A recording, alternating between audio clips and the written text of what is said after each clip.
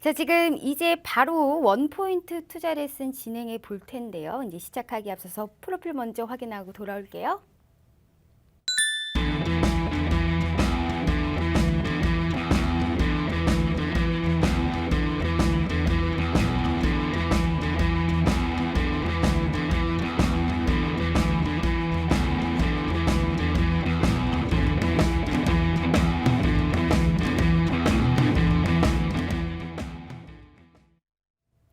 네, 원포인트 투자 레슨 오늘은 김본스타님 모셨습니다. 오늘 시장에서 김본스타님께서 아주 잘 맞는 이러한 증권 교육을 가지고 오셨다는데 김본스타님 오늘은 어떤 이런 증권 교육 진행해 주실 건가요? 네, 오늘 이제 HLB 궁금하신 분 하도 많으니까 네. HLB가 도대체 왜 올랐는지 오늘 이번 주 월요일 날 보시면 제가 HLB를 뭐 매수했고 거의 수익이 많이 났다. 그래서 지금 한 80% 정도 수익이 났는데요. 도대체 너는 어떻게 이걸 알고 잡았냐? 뭐 제가 알았겠습니까? 근데 어느 정도 분석을 좀 했던 거죠. 자, 분석을 했던 부분을 좀 얘기를 좀 드리겠습니다. 이게 접니다. 예, 어릴 때 접니다. 어릴 때 저기 때문에 많이 다릅니다. 지금 현장은. 예, 그리고 뭐 특징적으로는 저 뭐 자격증 많이 있는데 제가 옛날에 뭐 투자 참견이나 이럴 때 얘기를 드렸죠. 자격증 우리나라 자격증 눈 감고도 따는 자격증이라 뭐 크게 뭐 의미를 두지 마세요. 의미 두지 마시고요.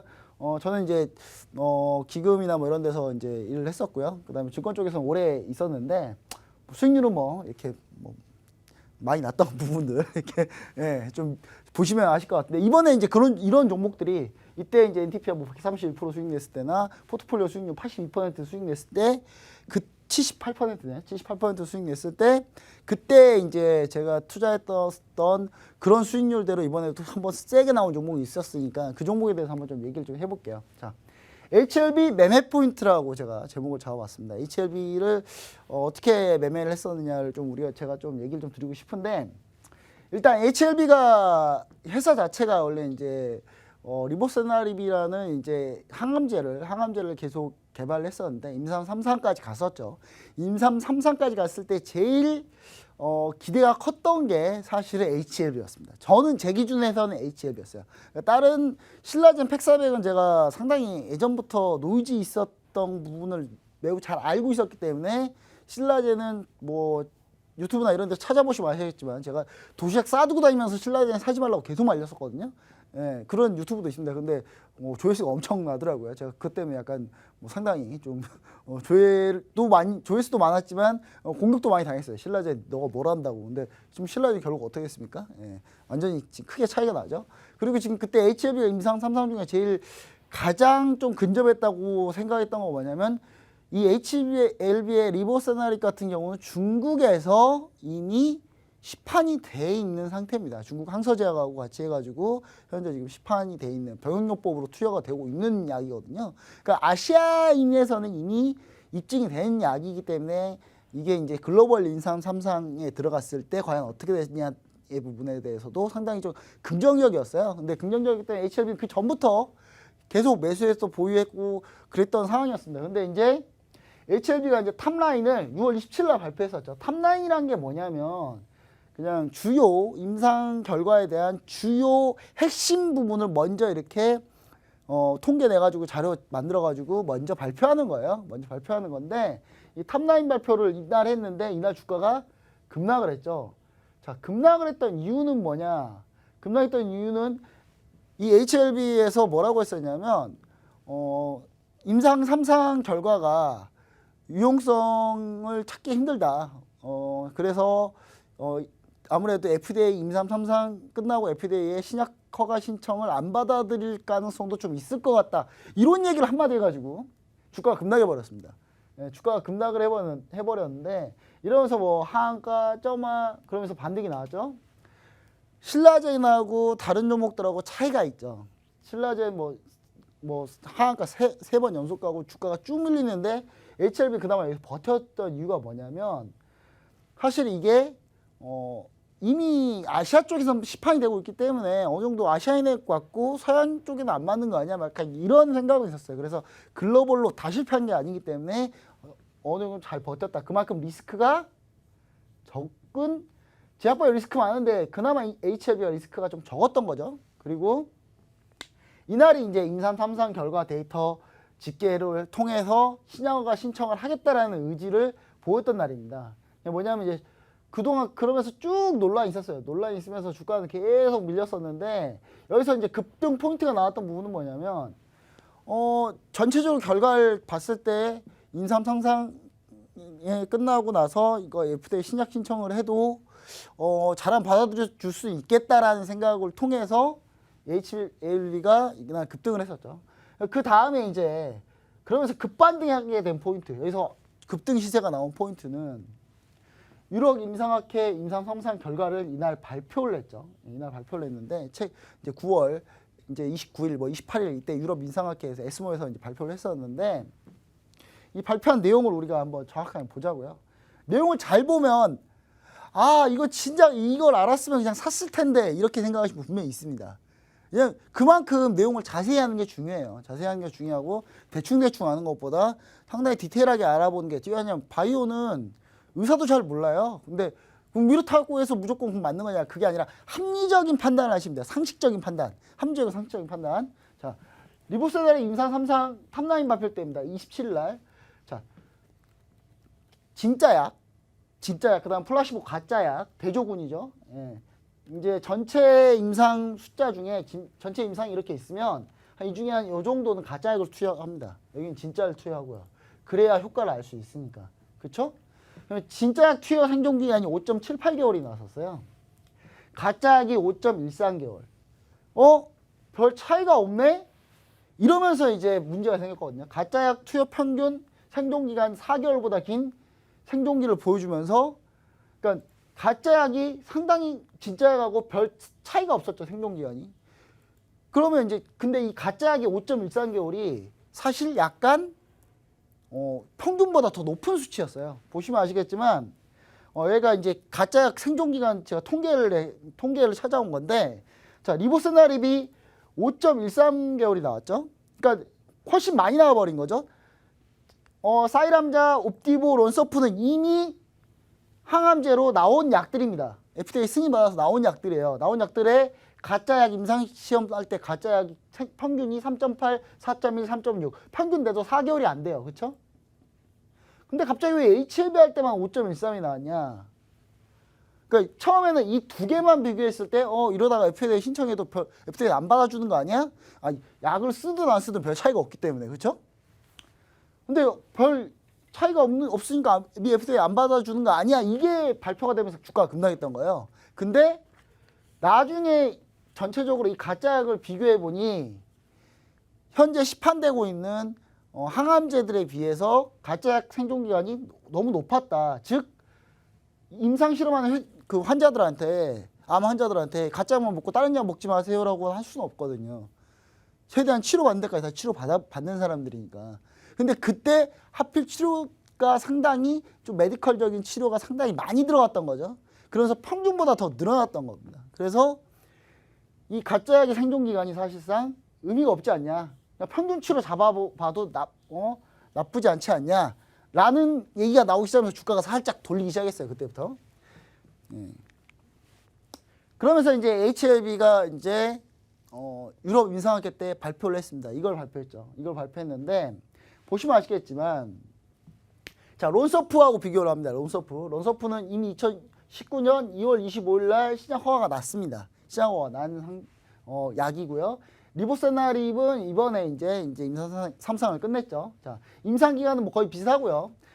피험자 수, 그러니까 전체 이제 임상 실험에 들어갔던 사람들 수가 507명, 뭐 460명. 근데 리보세나립이 약간 인원수가 떨어져요. 이 부분이 약간 저는 이런 부분들이 약간씩 조금 좀 그래요. 왜냐하면 그래서 HLB를 뭐 끝까지 뭐 마음 놓고 끌고 가기보다는 좀 어느 정도 트레이딩을 해줘야 된다는 얘기를 자꾸 하는 이유가 뭐냐면, 전체 피험자 수가 뭐 차이는 많이 안 납니다만은 이 숫자도 좋고 임상 국가도 17개 국가하고 12개 국가.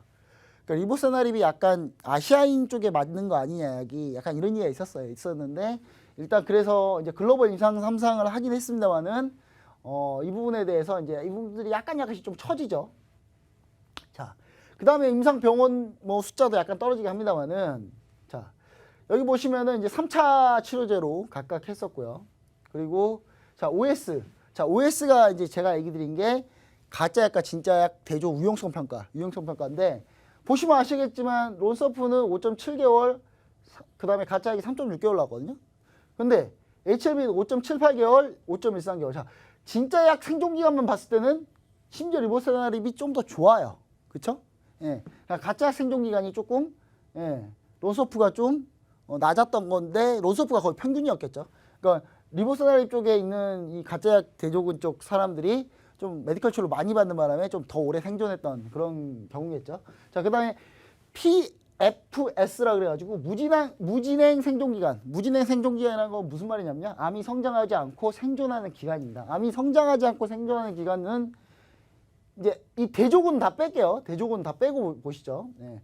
자, 2가 나왔고 론서프는 2개월이 나왔고 2.83개월이 나왔습니다. 심지어 암이 성장하지 않고 생존하는 기간이 좀 더 길죠. 그다음 리보세라립이 좀 더 좋다는 얘기예요. 자, DCR 질병 통제율이라 그래서 약물 투약 후 암세포 성장이 멈추거나 크기가 줄어든 비율입니다. 이 크기가 줄어든 비율이 44대 42.4. 비슷비슷하죠. 비슷비슷합니다. 자, 그다음에 ORR이라 그래가지고 객관적 반응률이라고 하는데 사전에 정의된 양 이상의 종양 감소를 보이는 환자 비율, 한마디로 높으면 좋겠죠. 이게 4대 6.9가 나옵니다. 리보세라립이 좀 더 좋았던 거예요. 한마디로. 그러니까 가짜약하고 진짜약하고 비교를 했을 때는 사실 리보세라립이 유용성이 없다고 생각했지만 일반 요 나머지 데이터들 다 봤을 때는 현재 시판대 론서프보다는 조금 더 나은 거 아니냐, 리보세라립이. 완전히 나오면 주가는 더 많이 올랐겠죠, 그렇죠? 예, 그렇게 론서프보다 아주 뛰어나거나 뭐 그런 건 아니니까 그래도 비슷비슷하거나 좀 더 낫거든요. 그러면 제가 봤을 때는 이제 어느 정도 경쟁이 약간 좀 치열해지긴 합니다만은 그래도 신약이 허가 날 수 있다는 가능성이 좀 있겠죠. 자, CR이라 그래가지고 이게 이제 컴플릿 리미션이라 가지고 이게 뭐냐면 완전 관해, 종양이 싹 다 없어져 버린 건데 론서프는 빵명이었어요. 근데 리보세라립은 2명이 종양이 완전히 싹 다 제거돼 버린 성과도 있었습니다. 그래서 리보세라립이 상당히 좀 이 내용을 보고 얘기를 했겠죠. 임상 3상에도 가능성이 있겠다라고 얘기를 했겠죠. 근데 수치적으로 봤을 때는 이 대조군 평가에서 조금 가짜약 쓰던 사람들이 생존을 오래 해서 이게 문제인 거지, 생존 오래 한 게 꼭 문제는 아닙니다만은 일단 그 부분이 좀 문제가 됐지. 나머지를 데이터를 봤을 때는 충분히 이미 나온 론서프보다는 상당히 어느 정도 론서프보다는 조금 더 괜찮은 효능을 보였다는 게 입증됐기 때문에 이 부분 때문에 그리고 이 부분이 이미 유럽 인상학회 전에 이미 나왔어요. 초록에서 이미 초록 얘기 나올 때 이미 뉴스에 나왔는데 우리 시청자분들은 이 내용 보자마자 아 머리 아파 안 봐 이렇게 생각했겠죠. 그래서 놓친 겁니다, 이런 종목을. 그래서 이런 종목을 놓쳤다고 보시면 될 것 같고, 그래서 앞으로 볼 때는 이런 종목도 같이 분석을 하는데 이게 모든 사람들이 다 바이오에 뭐 엄청나게 조회가 깊어야 되고 이런 상황을 바이오 공부를 해야 되는 상황이잖아요. 머리 아프데 언제 공부해 이럴 수 있기 때문에 그러면 이제 토겐스타 검사하시고 저랑 같이 하시면 됩니다. 저도 막 엄청 많이 알거나 그런 건 아니지만 기본적으로 봤을 때 합리적인 평가, 그러니까 상식적이고 합리적인 생각으로 이게 약이 나올 수 있겠다 없겠다를 판단하는 게 상식적이기만 하면 되거든요. 근데 이게 약간 주관적인 평가가 항상 들어가서 문제인데 주관적인 평가를 많이 줄여야 되겠죠. 자, HLB 포인트 중에 중요했던 부분은 뭐냐면 그럼 다른 바이오 종목도 희망이 있는 거냐? 근데 HLB하고 비교를 할 수가 없습니다. 일단 자, 신라젠을 일단 볼게요. 신라젠은 팩400이죠. 가남입니다. 이건 가남. 리보세라립은 위암이고요. 이건 가남 항암제인데 임상 3상 393명. 이것도 겨우 모았어요. 겨우. 임상 3상 시청한 사람 너무 없어가지고 겨우겨우 모았습니다. 자, 그중에 63명이 다른 약물을 추가 투여해버렸어요. 아까도 얘기했지만 대조군 쪽에서도 약물을 대조군 쪽에서 다른 메디컬 치료를 받았을 가능성이 있다고 그랬잖아요. 그 리보세라립 같은 경우는. 근데 팩400은 대조군이 아니라 그냥 막 온통 뒤죽박죽 짬뽕 돼가지고 63명이 다른 약물을 투여받은 바람에 팩400의 진정한 효능을 파악하기 어려운 상황이 돼버린 거죠. 그렇죠? 그래서 이제 구제요법이라는 게 뭐냐면 임상약물 1차 치료 반응이 없을 때 경제력이나 보험급여 여부, 그 다음에 환자의 후속 치료 의지 등에 따라서 종합적으로 다른 약물을 사용할 걸 의사가 판단해서 하는 걸 구제요법이라고 하는데, 이 구제요법을 많이 해버린 바람에 이 데이터가 사실상 완전 뒤죽박죽 돼버린 거죠. 그럼 어떻게 합니까? 다시 해야죠. 다시 해야 됩니다. 다시 해야 되는데, 중요한 건 신라젠 인삼 삼상을 다시 한다 치면 기간이 HLB하고 기간이 같습니까? HLB는 지금 당장 다음 달에 미 FDA하고 이제 미팅하기 시작할 거고 신약 준비할 거고, 빠르면 뭐 내년 초 뭐 이렇게 나올 수도 있는데, 신라젠 이제 다시 하면 또 1년이에요. 임상만 하는 데만. 길죠. 엄청 길어지고 있습니다. 그리고 이게 이런 약물 통제도 안 되는 이 임상 실험을 진행했었다면 신라젠에 뭔가 문제가 있는 겁니다. 이거는 진짜. 그리고 신라젠 또 임원이 주식 팔아서 내부 미공개 정보 나오기 전에 주식판 부분 뭐 이런 부분들까지 봤을 때 과연 통제가 되는 기업이냐에 대한 의문이잖아요. 그렇죠? 통제가 되는 기업에 대한 의문인 거예요. 솔직히 HLB도 이와 비슷하게 처음에 흘러갔습니다만은 진 회장이 필요해서 다 진 회장님 뭐 포함해서 전부 다 통제를 잘 했습니다. 내부 통제를 좀 잘했던 부분이 좀 있어요. 그래서 기업의 문화를 보시라 그랬잖아요. 제가 지난번에 얘기했을 때도. 자, 그다음 코롱 생명과학 인보사 이 고혈관절염 치료제인데 임상 삼상 허가도 안 났어야지. 하다가 중단됐어요. 약 주요 성분이 바뀌어가지고 가능성 있을까요 이거? 거의 없다고 보셔야 됩니다. 이거는 종양세포 가지고 만든 구성 성분이 종양세포로 바뀌어버렸으니까. 그래서 제가 봤을 때는 이 코롱 생명과학도 탈락이죠. 신라젠 1년 넘게 기다려야 돼요. 탈락이에요. 자, 헬릭스미스 VM20이죠. VM20이라는 약을 만들고 신약 항암제 만들고 있는데 임상 과정에서 통제가 미흡했습니다. 여기도 통제가 안 되고 있어요. 여기도. 자, 플라시보 대조군하고 신약 후보 물질을 혼용해 버렸습니다. 여기도. 이쪽은 대조군하고 대조군 쪽에서 신약 후보 물질을 너무 많이 받았어요. 그러니까 임상 통제가 안 된 거죠. 여기도. 그래서 헬릭스미스 같은 경우도 문제가 뭡니까? 대주주 일가족이 미공개 정보 뭐 위반했는지는 뭐 확인해봐야 알겠습니다만은 이 뉴스 나오기 임상 3상 실패 뉴스 나오기 전에 이미 주식 팔아버렸잖아요. 그러니까 통제 안 된 회사예요. 탈락이죠.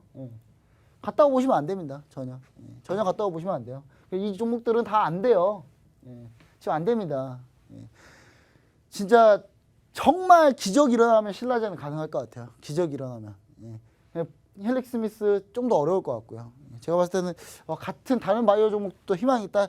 지금부터는 차별화돼서 갈 가능성이 상당히 높다. 뭐 이렇게 저는 보고 있습니다.